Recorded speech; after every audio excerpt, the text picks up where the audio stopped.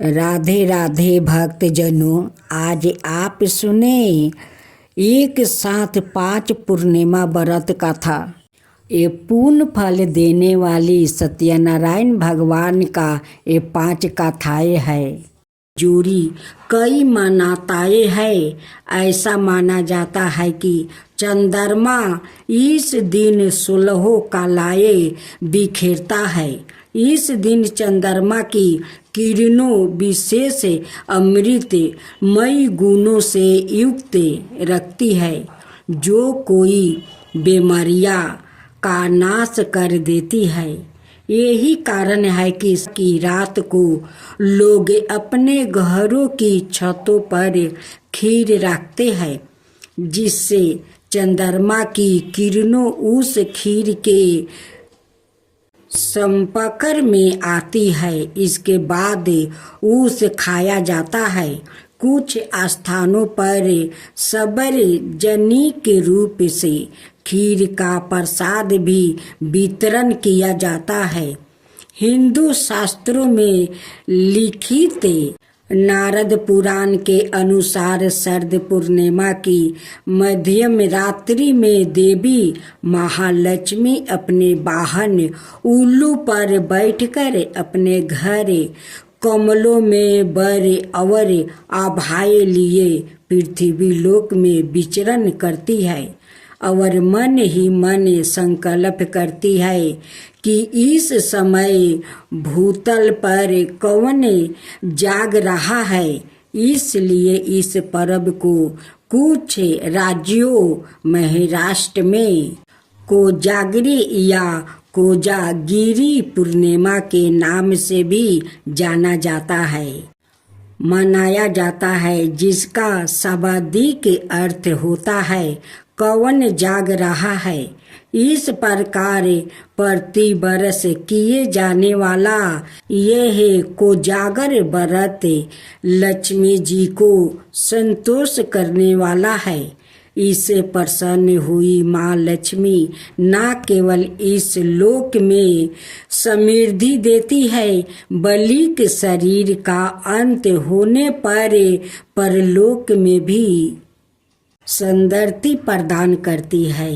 इस दिन वो अपने जागते हुए भक्तों को धन वैभव का आशीष देती है। कहते हैं कि जो जातक इस रात में जाग कर माँ लक्ष्मी की पूजा अर्चना करते हैं, माँ लक्ष्मी की उन पर अवश्य ही कृपा होती है।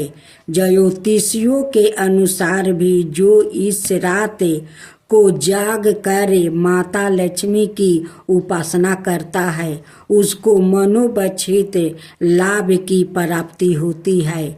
और यदि इसकी कुंडली में धन योग नहीं भी हो, तब भी माता उन्हें धन धनाय से अवश्य ही संपन्न कर देती है।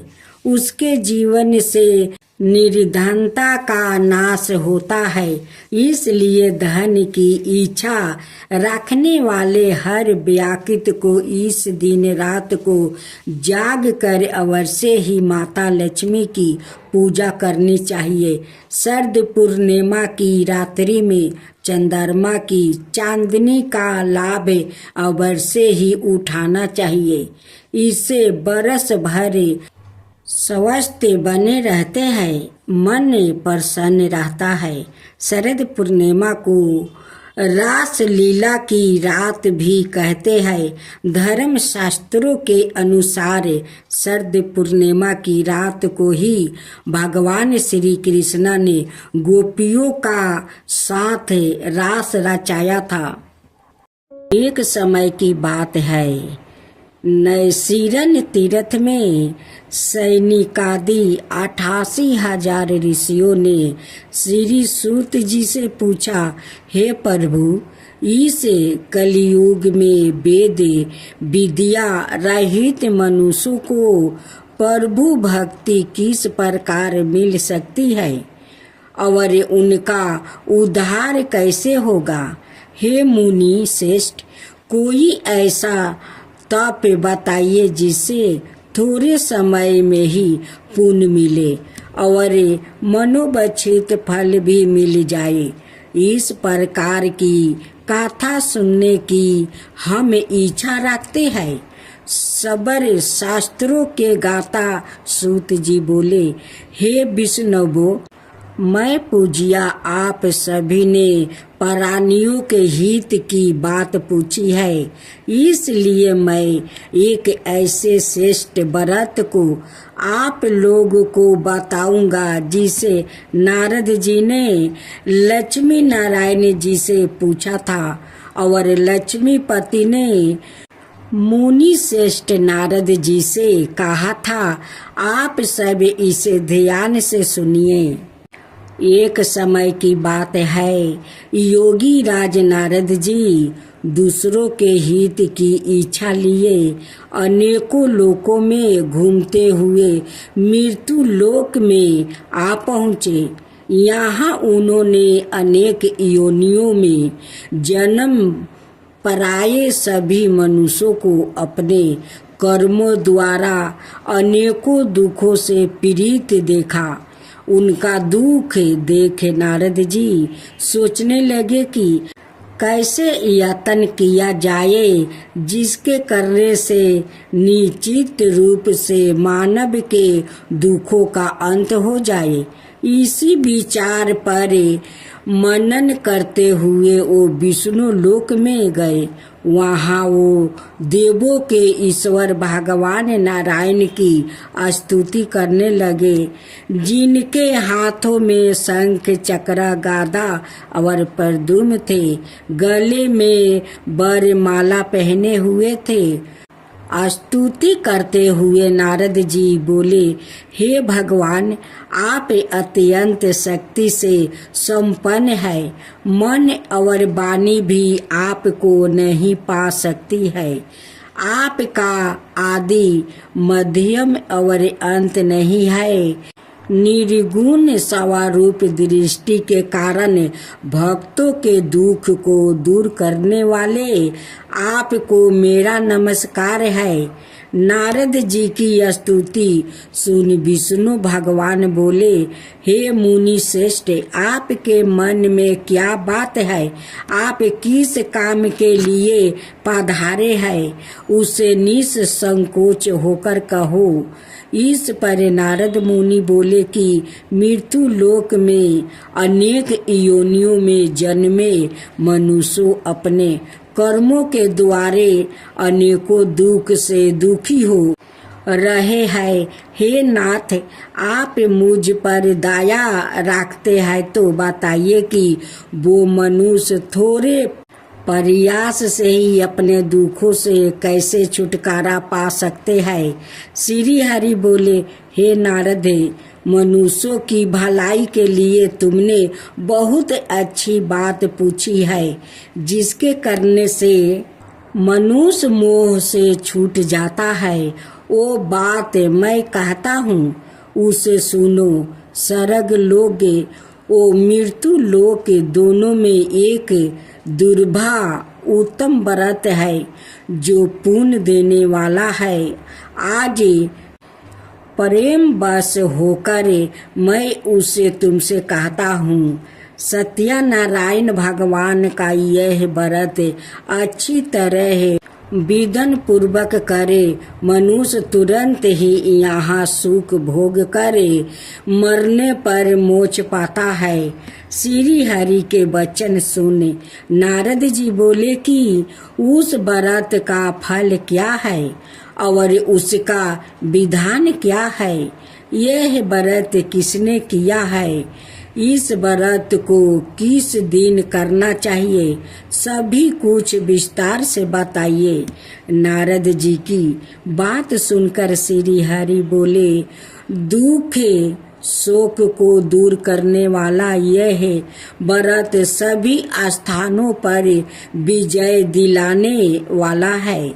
मानव को भक्ति और श्रद्धा के साथ शाम को सत्यनारायण की पूजा धर्म परायण होकर ब्राह्मणों बंधुओं के साथ करनी चाहिए। भक्ति भाव से ही नववेद केले का फल घी दूध और गेहूं का आटा सवाए ले गेहूं के स्थान पर साठी का आटा शक्कर और गुड़ लेकर सभी भक्षण योग्य पदार्थों को मिलाकर भगवान का भोग लगाए। ब्राह्मणों सहित बंधु बंधुओं को भी भोजन कराए। उसके बाद सवाए भोजन करे। भजन कीर्तन के साथ भगवान की भक्ति में लीन हो जाए। इस तरह से सत्यनारायण भगवान का यह व्रत करने पर मनुष्य की सारी इच्छाएं निश्चित रूप से पूरी होती है।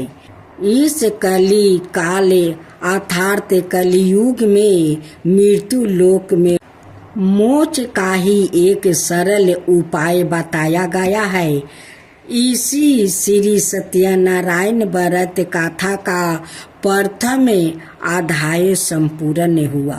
श्री मन नारायण नारायण नारायण भज मन नारायण नारायण नारायण। श्री सत्यनारायण भगवान की जय। दूसरा अध्याय।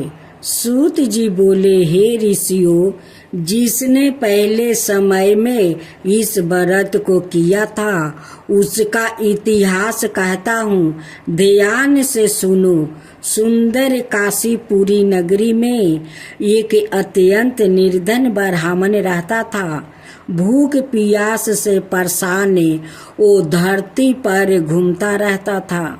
ब्राह्मणों से प्रेम करने वाले भगवान ने एक दिन ब्राह्मण का भेष धारण कर उसके पास जाकर पूछा, हे बीरबे, नित्य दुखी होकर तुम पृथ्वी पर क्यों घूमते हो? दीन ब्राह्मण बोला, मैं निर्धन ब्राह्मण हूँ, भिक्षा के लिए धरती पर घूमता हूँ। हे भगवान, यदि आप इसका कोई उपाय जानते हो तो बताइए। वृद्धा ब्राह्मण कहता है कि सत्यनारायण भगवान मनोवांछित फल देने वाले हैं, इसलिए तुम उनका पूजन करो। इसे करने से मनुष्य सभी दुखों से मुक्ति हो जाता है। वृद्धा ब्राह्मण बन कर आया सत्यनारायण भगवान उस निर्धन ब्राह्मण को व्रत का सारा विधान बताकर अंतर्ध्यान हो गए। ब्राह्मण मन ही मन सोचने लगा कि जिस व्रत को वृद्धा ब्राह्मण कहने को कह गया है, मैं उसे जरूर करूँगा। यह निश्चय करने के बाद उसे रात में नींद नहीं आई। वो सवेरे उठकर सत्यनारायण भगवान का व्रत का निश्चय कर भिक्षा के लिए चल गया। उस दिन निर्धन ब्राह्मण को भिक्षा में बहुत धन मिला, जिससे उसे बंधुओं के साथ मिलकर श्री सत्यनारायण भगवान का व्रत संपन्न किया। भगवान सत्यनारायण का व्रत संपन्न करने के बाद वो निर्धन ब्राह्मण सभी दुखों से छूट गया और अनेक प्रकार की संपत्तियों से युक्त हो गया। उसी समय से यह ब्राह्मण हर माह इस व्रत को करने लगा।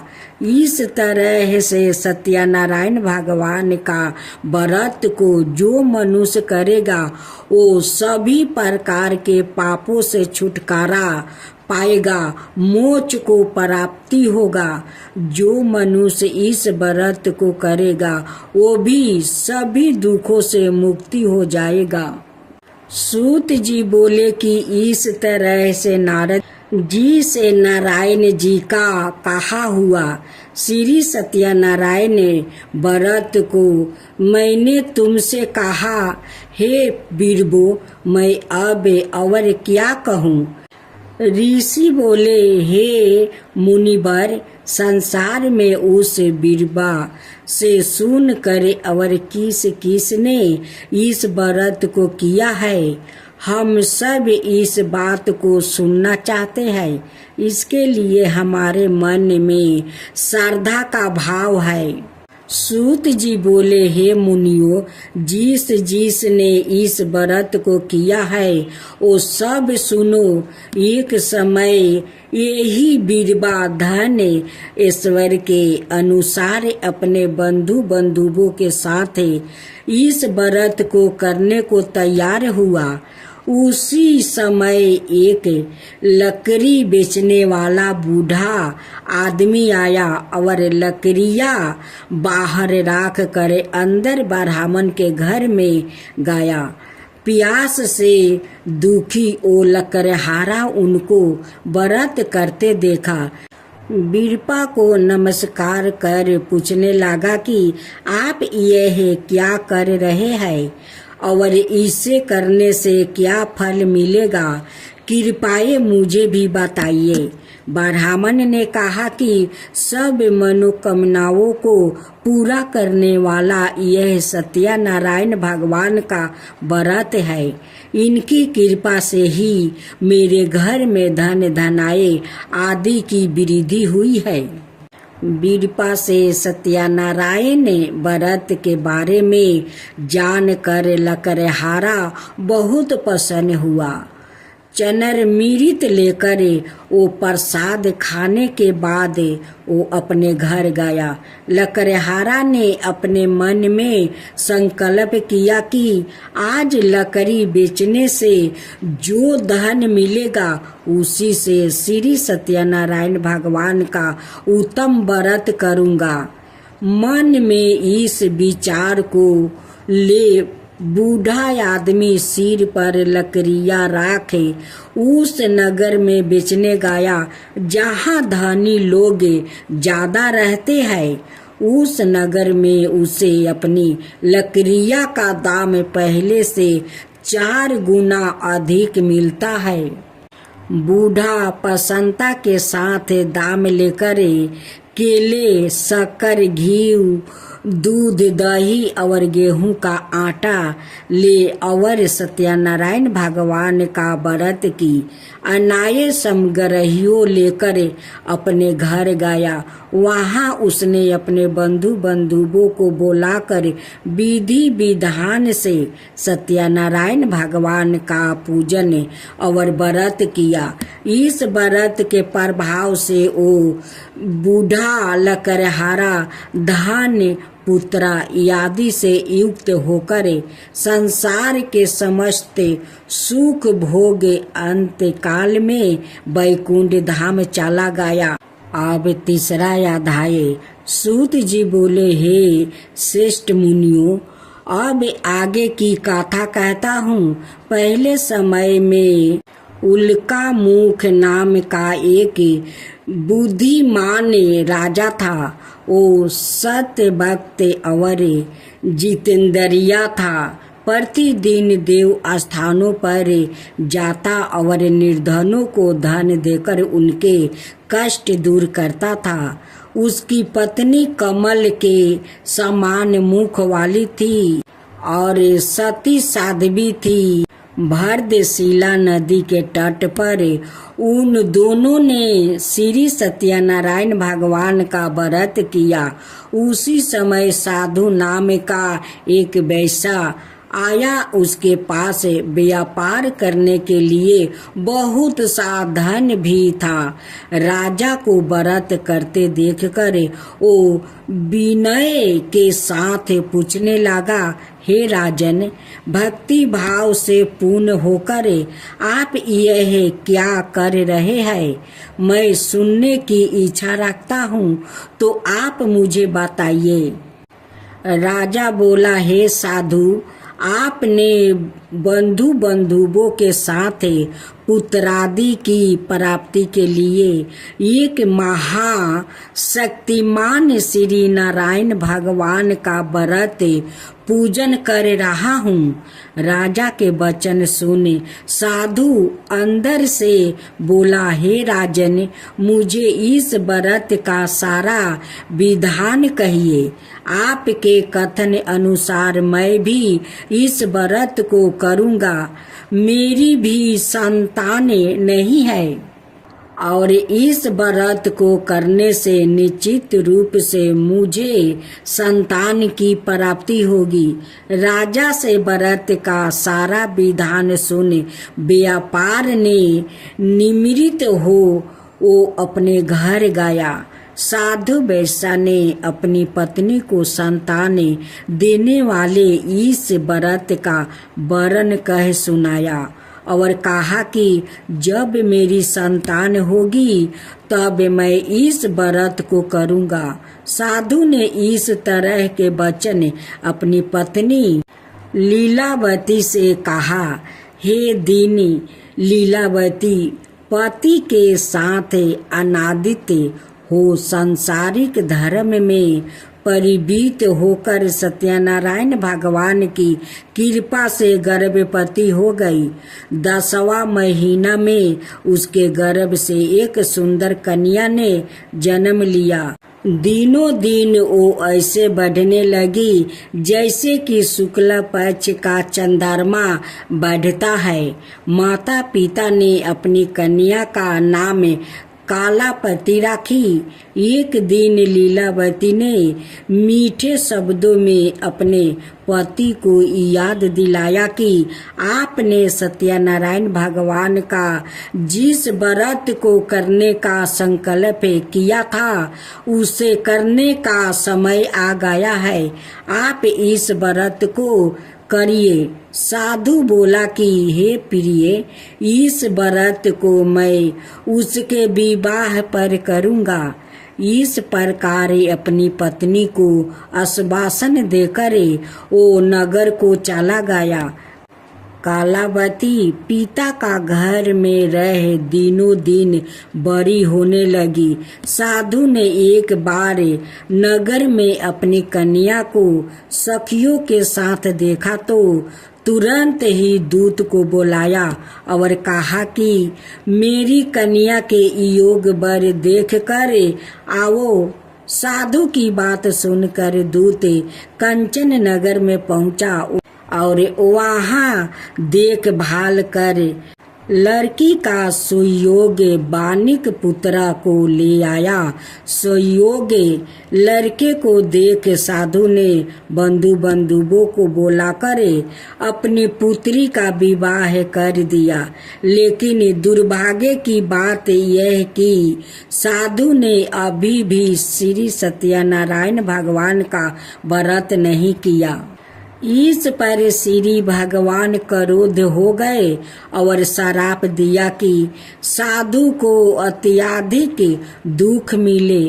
अपने कार्य में कुशल साधु बनिया जमाई को लेकर समुद्र के पास स्थित होकर रत्नासरपुर नगर में गया। वहां जाकर दामाद ससुर दोनों मिलकर चंद्रकेतु राजा के नगर में व्यापार करने लगे।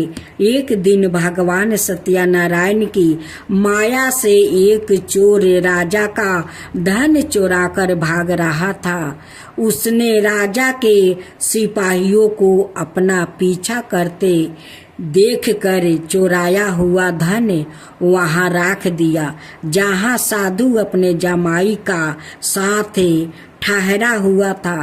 राजा का सिपाहियों ने साधु वेश्या का पास जाकर कहा, धन पारा देखा तो वो ससुर जमाई दोनों को बांध कर प्रसन्नता से राजा का पास ले गया और कहा कि उन दोनों चोर को हम पकड़ लाया है, आप आगे की कार्यवाही की आज्ञा दे।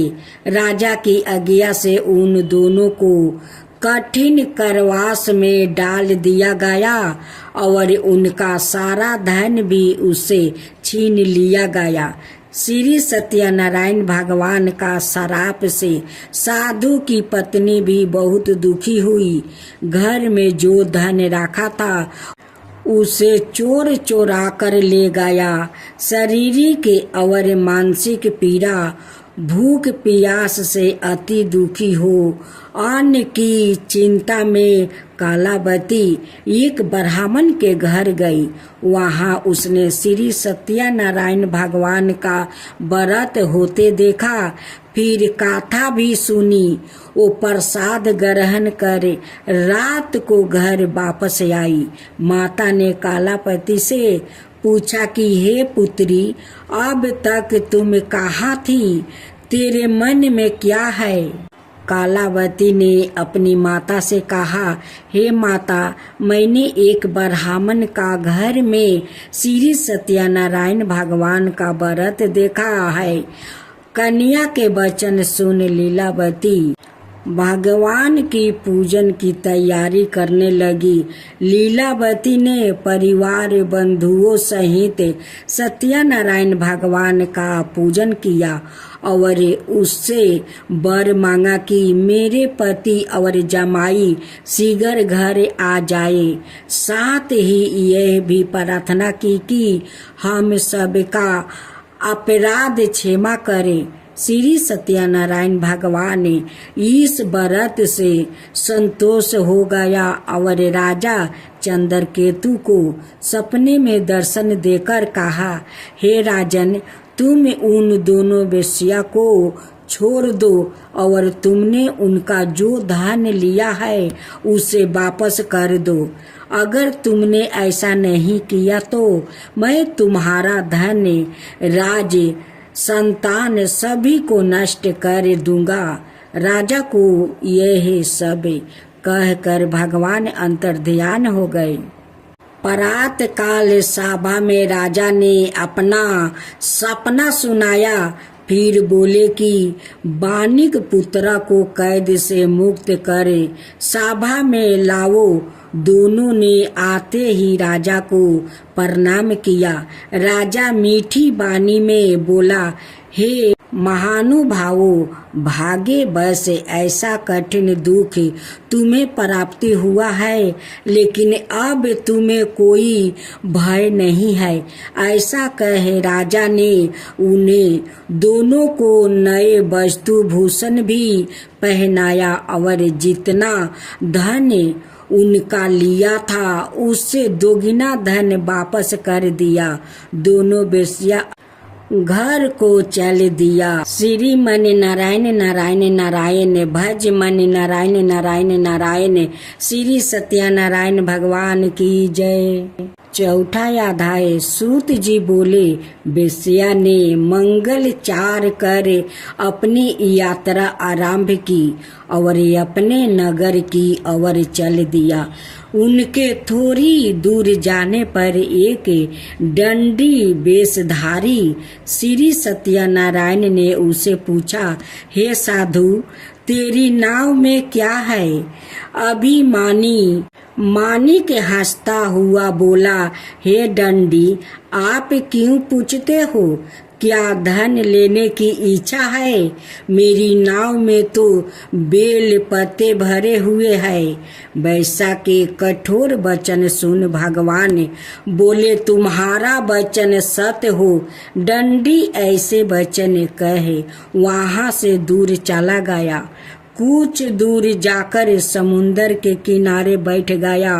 दंडी के जाने के बाद साधु वैश्या ने नित्य क्रिया के पश्चात नाव को ऊंची उठाते देख कर अचंभा माना और नाव में बेल पत्ते आदि देख वो मूर्छित हो जमीन पर गिर पड़ा। मूर्छित खुलने पर वो अत्यंत शोक में डूब गया। तब उसका दामाद बोला कि आप शोक ना मनाए, यह डंडी का सराप है, इसलिए हमें इनकी शरण में जाना चाहिए, तभी हमारी मनोकामना पूरी होगी। दामाद की बात सुनकर वो डंडी के पास पहुंचा और अत्यंत भक्ति भाव से नमस्कार करके बोला, मैंने आपसे जो असत्य वचन कहे थे उनके लिए मुझे क्षमा दे।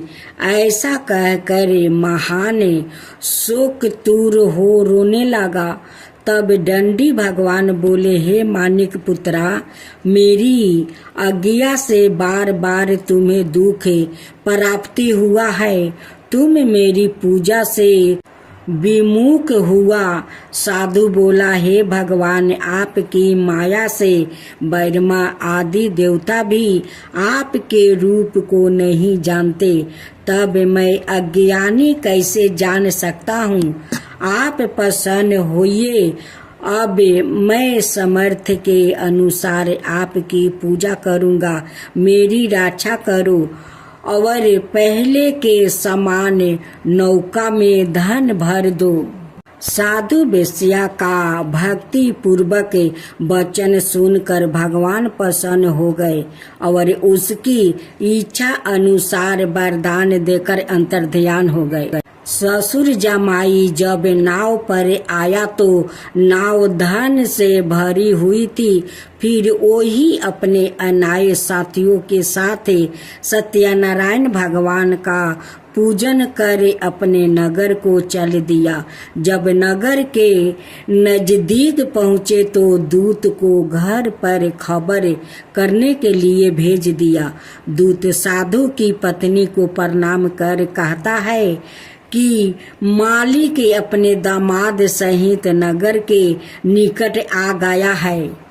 दूत की बात सुन साधु की पत्नी लीलावती ने बड़े हर्ष के साथ सत्यनारायण भगवान का पूजन कर अपनी पुत्री कालावती से कहा कि मैं अपने पति के दर्शन को जाती हूँ, तू कार्य पूर्ण कर शीघ्र आ जा। माता के ऐसे वचन सुन कालावती जल्दी में प्रसाद छोड़ अपने पति के पास चली गई। प्रसाद की आवागा के कारण श्री सत्यनारायण भगवान रूठ हो गए और नाव सहित उसके पति को पानी में डुबो दिया। कालावती अपने पति को वहां ना पाकर रोती हुई जमीन पर गिर गई। नौका को डूबा हुआ देख वो कन्या को रोता देख साधु दुखी होकर बोला कि हे प्रभु, मुझसे और मेरे परिवार से जो भूल हुई है उसे क्षमा करे। साधु के दीन वचन सुनकर श्री सत्यनारायण भगवान प्रसन्न हो गए और आकाशवाणी हुई, हे साधु, तेरी कन्या मेरे प्रसाद को छोड़कर आई है, इसलिए उसका पति अदृश्य हो गया है। यदि वो घर जाकर प्रसाद खाकर लौटती है तो उसे इसका पति अवश्य मिलेगा।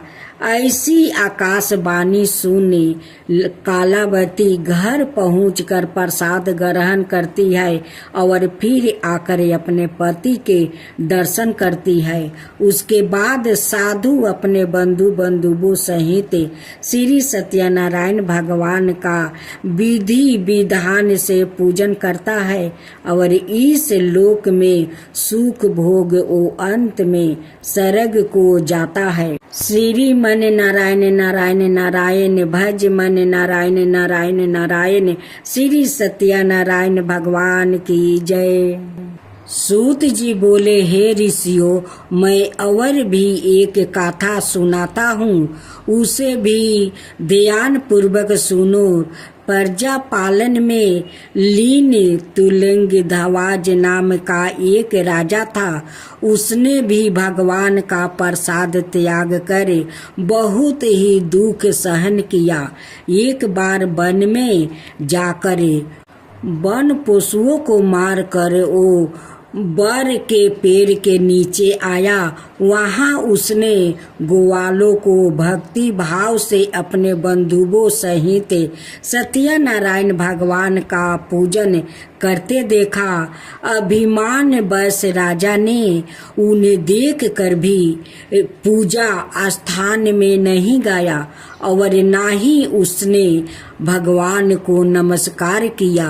ग्वालों ने राजा को प्रसाद दिया, लेकिन उसने वो प्रसाद नहीं खाया और प्रसाद को वही छोड़कर वो अपने नगर को चला गया। जब वो नगर में पहुंचा तो वहाँ सब कुछ तहस नहस हुआ पाया, तो वो शीघ्र ही समझ गया कि यह सब भगवान ने ही किया है। वो दोबारा ग्वाले के पास पहुंचा और विधि पूर्वक पूजा करके प्रसाद खाया, तो सत्यनारायण भगवान की कृपा से सब कुछ पहले जैसा हो गया। शीघ्र काल तक सुख भोगने के बाद मरणोपरांत उसे स्वर्ग लोक की प्राप्ति हुई।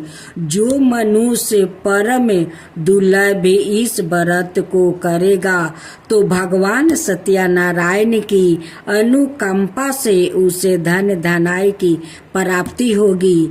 निर्धन धनी हो जाता है और भय मुक्त हो जीवन जीता है। संतानहीन मनुष्य को संतान सुख मिलता है और सारे मनोरथ पूर्ण होने पर मानव अंत काल में वैकुंठ धाम को जाता है। सूत जी बोले, जिन्होंने पहले इस व्रत को किया है, अब उनके दूसरे जन्म की कथा कहता हूँ। वृद्ध सातानंद ब्राह्मण ने सुदामा का जन्म लेकर मोक्ष की प्राप्ति की। लकड़हारा ने अगले जन्म में निषाद बनकर मोक्ष प्राप्ति किया। उल्का मुख नाम का राजा दशरथ होकर वैकुंठ को गया। साधु नाम का वैश्य ने मूर्धवाजा बनकर अपने पुत्र को आरे से चीर कर मोक्ष पाया। महाराज दंतध्वज ने स्वयंभू होकर भगवान में भक्ति युक्त होकर कर्म कर मोक्ष पाया। श्री मन नारायण नारायण नारायण, भज मन नारायण नारायण नारायण। श्री सत्यनारायण भगवान की जय। भक्त जनों, आज आप सुने विष्णु भगवान की आरती और उसके साथ में कथा। ओम जय जगदीश हरे, स्वामी जय जगदीश हरे। भक्तों जन के संकट क्षण में दूर करे। ओम जय जगदीश हरे। जो धावे फल पावे, दुख विनाश मन का। सुख संपत्ति घर आवे, कष्ट मिटे तन का। ओम जय जगदीश हरे। माता पिता तुम मेरे, शरण कहूँ मैं किसकी। तुम बिना और न दूजा, आस करूं किसकी। ओम जय जगदीश हरे। तुम पुराण परिमतिमा, तुम अंतर्यामी। पारि ब्रह्म परमेश्वर, तुम सबके स्वामी। ओम जय जगदीश हरे। तुम करुणा के सागर, तुम पालन करता। मैं सेवक तुम स्वामी, कृपा करो भक्तो। ओम जय जगदीश हरे। तुम हो ये काया गोचर, सबके प्राणपति। किसी विधि मिलु दयामा, तुमको मैं कुमति। ओम जय जगदीश हरे। दीन बंधु दुखी हरता तुम रक्षक मेरे। अपने हाथ उठाओ द्वारे पार तेरे। ओम जय जगदीश हरे। विषय विकार मिटाओ पाप हरो देवा। श्रद्धा भक्ति बढ़ाओ संतन की सेवा। ओम जय जगदीश हरे। श्री जगदीश जी की आरती जो कोई नर गावे। कहत शिवानंद स्वामी सुख संपत्ति पावे। ओम जय जगदीश हरे। स्वामी जय जगदीश हरे। स्वामी जय जगदीश हरे।